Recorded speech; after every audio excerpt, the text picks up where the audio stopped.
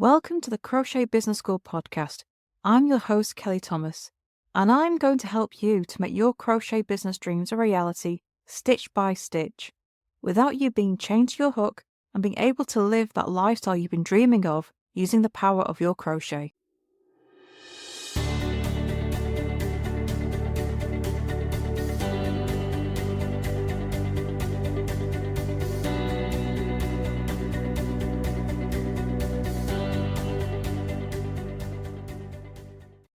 When it comes to video, it's really come into its own as a media form in the last few years. With the advent of TikTok, Instagram Reels, Facebook Stories, social media has turned video into the go-to media form. But of course, before all these came, it was YouTube, and YouTube was king. But it still is.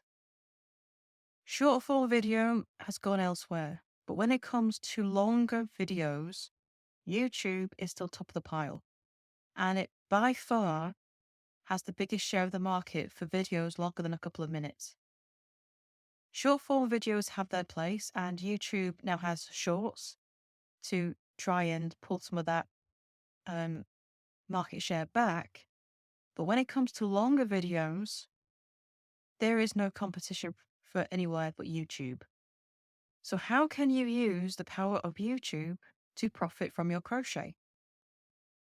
Well, there's actually now loads of options. The thing about YouTube is that although it is video, it's basically a blog post in video form. So you can use ads, you can use affiliate links, you can promote your own products, you can also host memberships, you can build your own community. There's YouTube shopping where you can link your shop to your videos. There are tons of options in making money from your crochet using YouTube. And so it's become a profit stream in its own right. You can have your crochet business based on YouTube and make a very good living. Now, when you're looking at videos just on their own and the ads and affiliate links that come from that, it's difficult. Not impossible. A few crochet content creators do it, but you certainly have to put a lot of effort into it. You have to use the platform with all its features combined to really profit from it. But even if you just use YouTube as a part of your revenue, it can still make up a significant part of your income. So you do have to qualify for a lot of these features. If you are building an audience, then the only income is going to come from your content. That is selling your products and recommending others through affiliate links. Those are the only two ways you're going to make a profit until you qualify. So there are two ways to qualify for YouTube's other features. If you are using long form video, so videos over a couple of minutes long, you need 1,000 subscribers. That's the easy part. And then on top of that, you need people to have watched your videos for 4,000 hours. That means if you have a 1-hour video on your YouTube channel, you need that 1-hour video to have been watched in its entirety by 4,000 people. It's a lot of viewing hours. Won't lie, it's not easy. But if you meet these requirements, it opens up all of YouTube's other features, like the memberships, the shopping, the communities, the supers. All of that becomes available. The other way that you qualify is through YouTube Shorts. And that is the short form video that you're familiar with on TikTok, Instagram Reels, Facebook Stories. If you're using those, you need 3,000 subscribers and 3 million views, which is insane. But if you are creating this short content regularly, I suppose you can get there pretty fast. I don't tend to use shorts. I tend to use the long form video. And 5 years ago, I started on YouTube, and I started by posting my first crochet along on there. And I managed to qualify for YouTube ads in about 4 months, which is insane. Even now, I still can't believe I've got 4,000 viewing hours in 4 months. That was nuts. Unfortunately, since then, I have lost my ad accreditation because I went through a whole thing a year or so ago, and I didn't post any videos for about a year. And that non-posting just absolutely cut my viewing hours down so much that they kicked me off the program. So I've now got to build it up again, which I've been doing fairly steadily, but not nearly as fast as I did the first time round. So it can be done quickly. If you drive enough traffic, if you create a piece of content, create a video that is really popular, you can qualify for this very quickly. But for most people, qualifying for these features is going to be a long slog. You've got a year to do it. Your viewing hours must be within a 1 year period. So you have a year to come up with a strategy, which means you've got to be creating videos on YouTube consistently. Just like any platform, YouTube values new content over old. But if you're promoting your older videos anyway, if you have some from over a year ago, they will still contribute to your viewing hours. Now you can do this. It is very possible. If you create a video a week, you can get to the 4,000 viewing hours. And of course, the longer the video and the more time that video is watched, the quicker you will get there. So you need to create videos that people want to view, that are engaging enough to keep them viewing, and are long enough that you can rack up those viewing hours. Getting your videos found, you need to learn SEO, which is search engine optimization, is how you get found on Google. So when somebody types a question into Google or YouTube search, the words that they use match your video. So that's the title of your video and the words you use in the description. Those get you found. Now, one of the great things about YouTube is that it's owned by Google. And if you make any search on Google now, YouTube videos come up at the top because it wants to promote its own platform. So you kind of get two bites of the cherry. If you search in Google, your video can come up at the top of search results. And if people search it within YouTube, your video can come up at the top of the search results. You get a double chance of your video being found and viewed. Your videos can be embedded into blog posts. You can promote your videos on Pinterest. You can promote your videos on your social media. You don't have to just rely on getting found in search results. You can actively promote your videos elsewhere as well. And the more you promote, the more chance you have of quickly meeting these targets to be able to open up the other features. So ad revenue is a big one. Now, ads are shown on all videos anyway.